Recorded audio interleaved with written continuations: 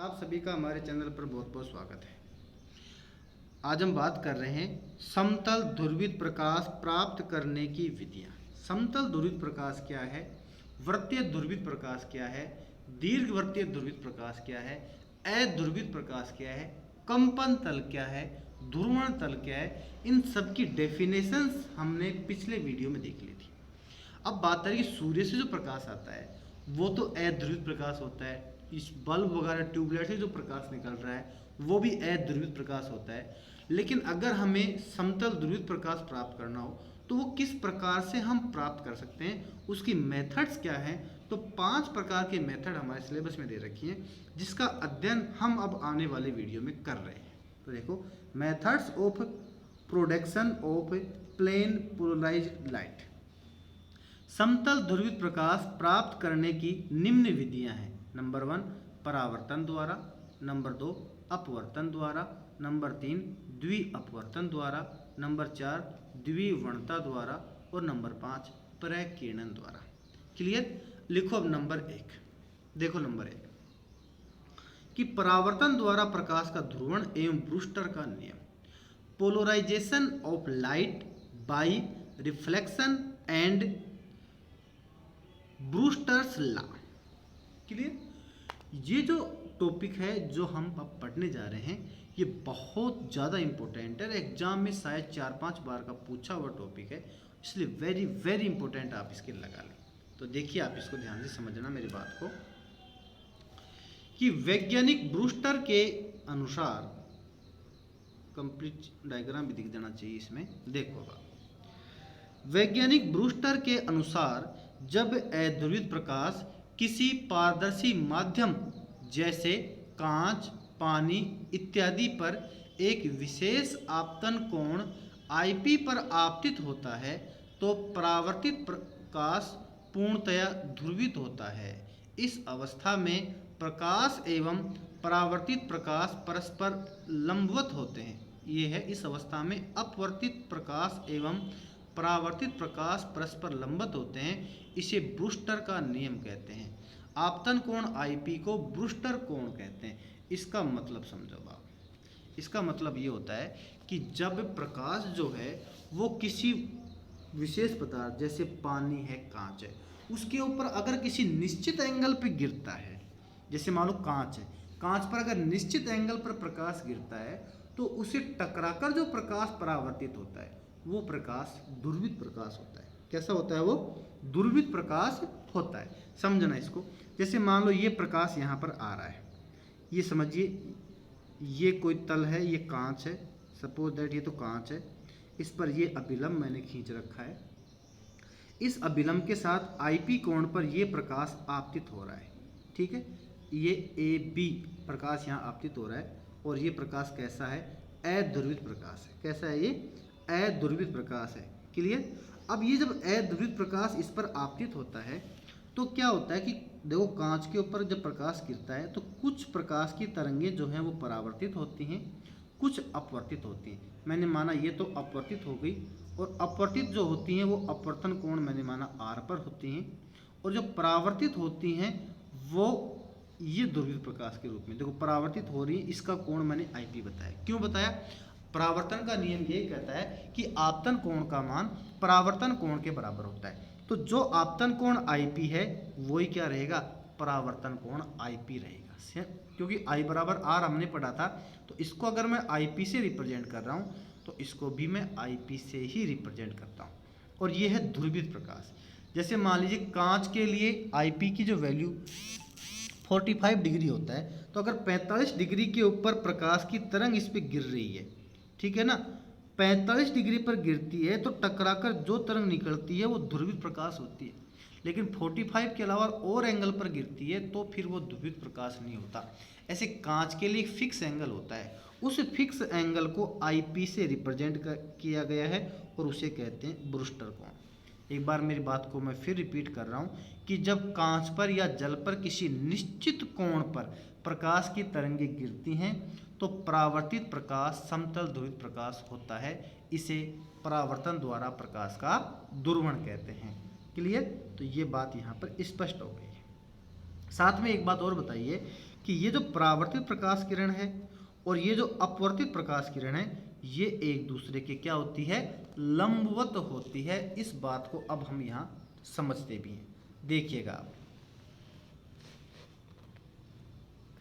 चित्र के अनुसार कि जब आपतन कोण का मान ब्रूस्टर कोण आईपी के समान होता है, तब अपवर्तन कोण स्मॉल आर का मान होगा, और वो है आर बराबर 90 माइनस आई पी। ये कहाँ से आया, पर इसको समझ लो कि आर बराबर ये 90 माइनस आई पी लेकर कहाँ से आया। तो डायग्राम वापस देखो आप, पहले देखो ध्यान से, देखो यहाँ से और यहाँ तक का ये जो कंप्लीट एंगल है वो कितना होता है बेटा, 180 डिग्री। मतलब इस लाइन से इस लाइन तक कितना होता है, 180 डिग्री, जिसमें 90 डिग्री तो ये है, कम कर दो, कितना हो गया, बच गया अब 90। अगर मैं ये कम कर दूँ कितना बच गया, 90 डिग्री। इसका मतलब ये दोनों मिलकर क्या बनाएंगे, 90 डिग्री। आईपी और आर मिलकर क्या बनाएंगे, 90 डिग्री। क्लियर। तो आईपी प्लस आर बराबर 90 अगर है तो आर बराबर क्या हो गया, 90 माइनस आईपी हो जाएगा।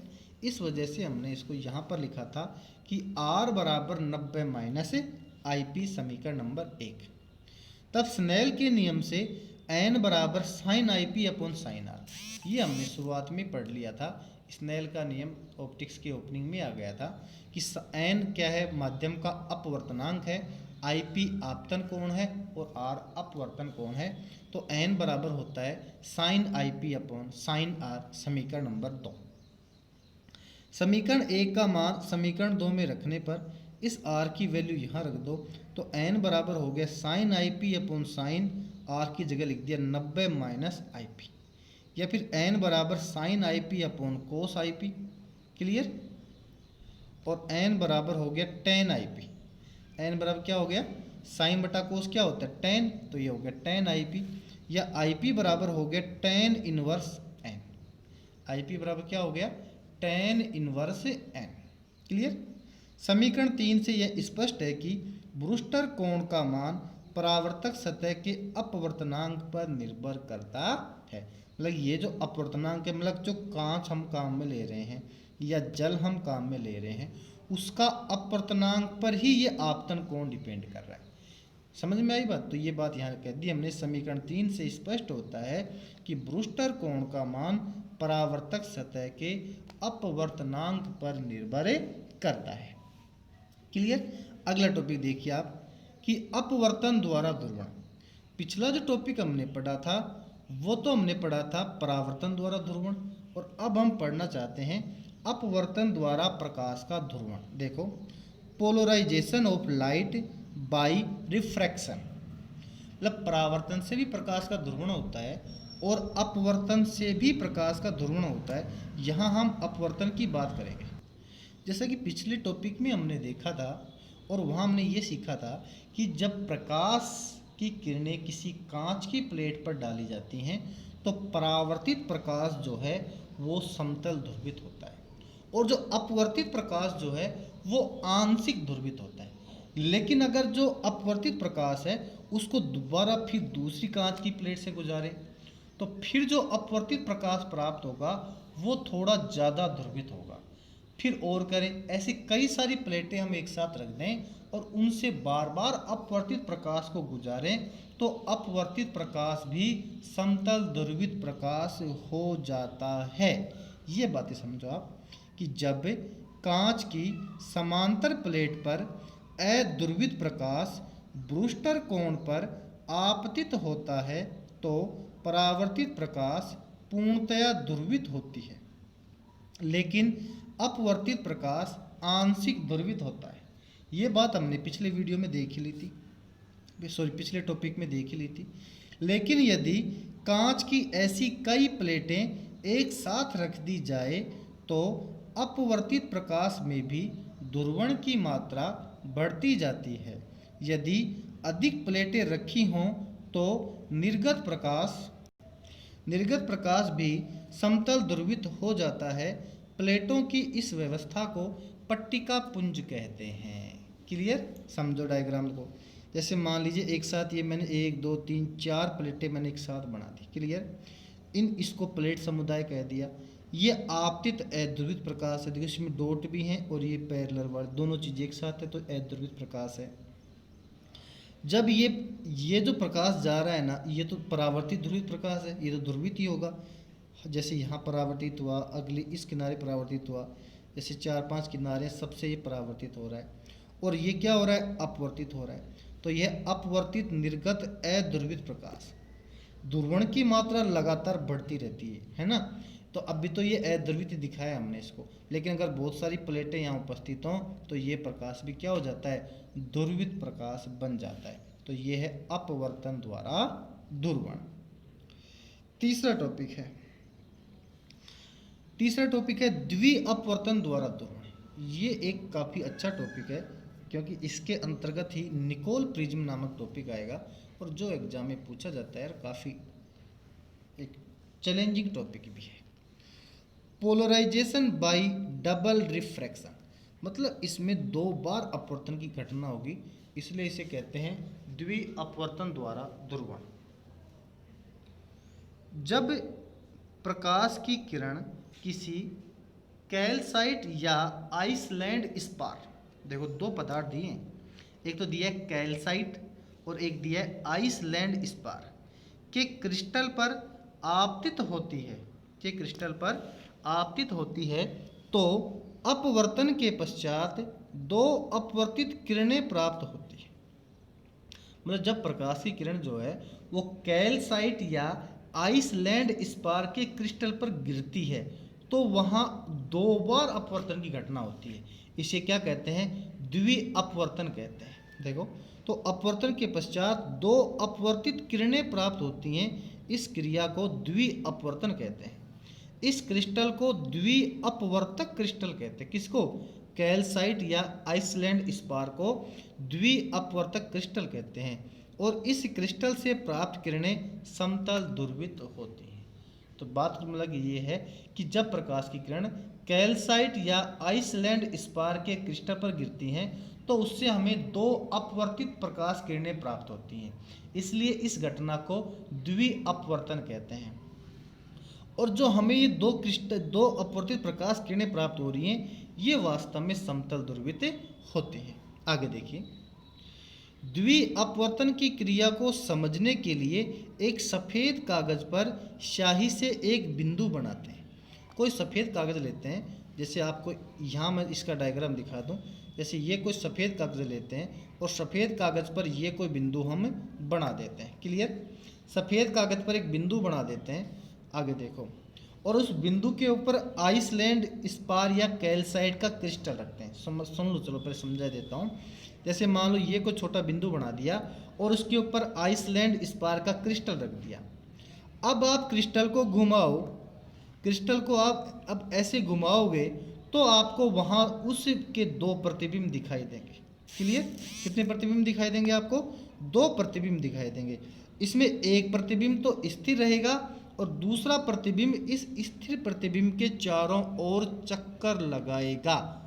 तो जो स्थिर रहता है वो तो अपवर्तन के नियमों का पालन करता है, इसलिए उसको तो ओ प्रतिबिंब कहते हैं, ओरिजिनरी प्रतिबिंब कहते हैं। देखो यहाँ ये जो ओ वाला है ये तो वास्तव में क्या है, ओ प्रतिबिंब है, और इसको हम इसकी फुल फॉर्म की बात करें तो ओरिजिनरी प्रतिबिंब है ये, या साधारण प्रतिबिंब है, और या इससे जो किरणें हैं प्रकाश की, जो ये किरण जो ये प्रतिबिंब बना रही है वो ओ किरण या साधारण किरण कहलाती है। लेकिन जो ये ई है, ये दूसरा जो घुमाने पर इसके चारों तरफ घूमता है वो कहलाएगा एक्स्ट्रा ऑर्डिनरी प्रतिबिंब, अर्थात ई प्रतिबिंब कहलाएगा। इसे असाधारण किरण या ई किरण भी कहते हैं। तो ये ई और ओ जो 2 किरणें आई हैं, ये दोनों किरणें समतल ध्रुवित होती हैं। कैसी होती हैं ये, समतल ध्रुवित होती हैं। तो इस प्रकार से हम इस द्वि अपवर्तन की घटना द्वारा भी हम समतल ध्रुवित प्रकाश किरणें प्राप्त कर सकते हैं। तो देखो समझो इसको,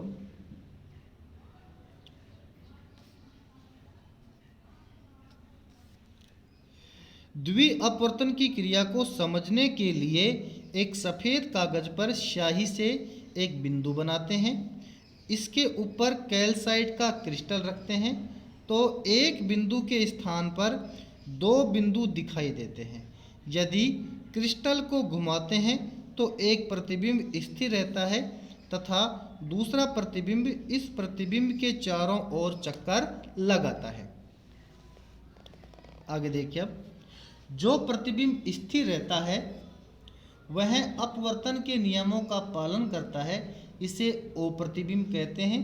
प्रकाश की इस किरण को साधारण किरण या ओ किरण कहते हैं। इसके विपरीत चक्कर लगाने वाले प्रिज्म को असाधारण प्रतिबिंब या ई प्रतिबिंब कहते हैं। प्रकाश की इस किरण को असाधारण किरण या ई किरण कहते हैं। ई तथा ओ किरण समतल ध्रुवित होती हैं, लेकिन इनके कंपन एक दूसरे के लंबवत होते हैं। बहुत परेशान कर रहा है, देखो जाता भी नहीं है। तो ई तथा ओ किरण समतल ध्रुवित होती है, लेकिन इनके कंपन एक दूसरे के लंबवत होते हैं। इसके लिए कैल्साइट क्रिस्टल से बना निकोल प्रिज्म काम में लेते हैं। तो ये इसमें हम देखें कि ये कैल्साइट का क्रिस्टल था, ये इसमें ओ प्रतिबिंब है, ये इसमें ई प्रतिबिंब है, और ई प्रतिबिंब के साथ ये घूमने का निशान लगाया हमने। तो देखो इसका दूसरा हम चित्र देखें तो ये एक कैल्साइट का क्रिस्टल है, यहाँ से अध्रुवित प्रकाश इस पर आपतित हो रहा है। तो एक प्रकाश की किरण तो यूँ सीधी निकल जाती है, ठीक है। क्यों सीधी क्यों निकल रही है? इसको सीधा नहीं निकलना चाहिए था। क्यों नहीं? क्योंकि ये अपवर्तन की घटना होती है, और अपवर्तन की घटना में प्रकाश की जो किरणें हैं वो अपने मूल मार्ग से विचलित हो जाती हैं, लेकिन ये ऐसा नहीं हो रही है, इसलिए इसे ई किरण या असाधारण किरण कहते हैं, और ये अपवर्तन के नियमों का पालन नहीं करती है। तो ये तो सीधी निकल जाती है, इसमें तो है घटक ऐसे समांतर घटक हैं, और ये जो अपवर्तन के नियमों का पालन करके जो थोड़ा टेढ़ा हो गई है, ये ओ किरण है, जिसको ऑर्डिनरी किरण कहते हैं या साधारण किरण कहते हैं। इसको हम डॉट डॉट यहाँ व्यक्त कर रहे हैं, अर्थात इसके कंपन कागज के तल के लंबवत होते हैं और इसके कंपन कागज के तल के समांतर होते हैं। क्लियर? तो ये टॉपिक फिनिश हो गया है। अब हम अगले टॉपिक में या अगले वीडियो में हम पढ़ेंगे निकोल प्रिज्म के बारे में। तो ये सवाल ये बन जाता है, निकोल प्रिज्म किसके सिद्धांत पर कार्य करता है? उत्तर आएगा द्वि अपवर्तन के सिद्धांत पर, ठीक है ना। तो एक नंबर का सवाल ये बन जाता है, निकोल प्रिज्म किस सिद्धांत पर कार्य करता है, और आपको उत्तर देना है द्वि अपवर्तन के सिद्धांत पर। तो अगले वीडियो में हम निकोल प्रिज्म के बारे में देखेंगे। तब तक के लिए धन्यवाद।